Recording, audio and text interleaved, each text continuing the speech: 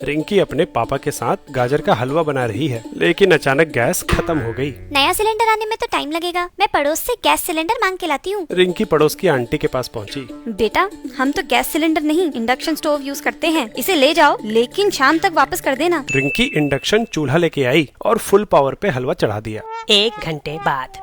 काफी टाइम हो गया, ये गर्म क्यों नहीं हो रहा? पापा ने इंडक्शन चूल्हा छू के देखा। अरे ये इंडक्शन चूल्हा तो गर्म ही नहीं हुआ, लगता है ये खराब है। इंडक्शन चूल्हा तो ठीक है, लेकिन बर्तन नहीं। बर्तन में क्या दिक्कत है? हाँ, जब ये बर्तन गैस पे काम कर रहा है तो इंडक्शन पे क्यों नहीं? ये बर्तन तांबे यानी कॉपर का है, जो नॉन मैग्नेटिक होता है। इंडक्शन कुकर केवल मैग्नेटिक मटेरियल जैसे आयरन या स्टील से बने बर्तनों पे काम करता है। अरे मैग्नेट मेरी समझ नहीं आता। ये चूल्हा गर्म कैसे करता है ये बताओ। इलेक्ट्रोमैग्नेटिक इंडक्शन से समझाता हूँ। घरों में एसी करंट आता है जो लगातार अपनी डायरेक्शन बदलता रहता है। इसी वजह से मैग्नेटिक फील्ड भी लगातार अपना मैग्नीट्यूड और डायरेक्शन बदलती रहती है। अब क्या हो हम अगर इस चेंजिंग फील्ड के पास एक कंडक्टर रख दें। ये तो मैंने पढ़ा है। फैराडे लॉ के हिसाब से चेंजिंग मैग्नेटिक फील्ड कंडक्टर में करंट पैदा करेगी। हाँ, बर्तन में भी करंट पैदा होता है, लेकिन एक लूप में नहीं बल्कि कई सारे लूप्स में। एक कंडक्टर में लूप्स में फ्लो करने वाले ऐसे करंट्स को एडी करंट बोलते हैं। जब ये करंट बर्तन में फ्लो करता है तो बर्तन के रेजिस्टेंस की वजह से हीट जनरेट होती है और बर्तन गर्म होता है। अच्छा, तो कॉपर का रेजिस्टेंस आयरन या स्टील से कम होता है, इसीलिए हीट कम जनरेट हो रही है। आंसर थोड़ा कॉम्प्लिकेटेड है। अगर कॉपर और आयरन के लूप्स में सेम मैग्नेटिक फ्लक्स चेंज हो तो दोनों में सेम ईएमएफ पैदा होगा और कॉपर का रेजिस्टेंस कम होने की वजह से उसमें करंट ज्यादा होना चाहिए। लेकिन इंडक्शन कुकर और बर्तन के केस में मैग्नेटिक फ्लक्स पहले से फिक्स नहीं होता। फ्लक्स बर्तन के मटेरियल पे डिपेंड करता है और आयरन में ज्यादा फ्लक्स होने की वजह से उसमें ज्यादा ईएमएफ पैदा होता है। वो क्यों? क्योंकि आयरन फेरोमैग्नेटिक होता है, यानी उसके इलेक्ट्रॉन्स के मैग्नेटिक मोमेंट्स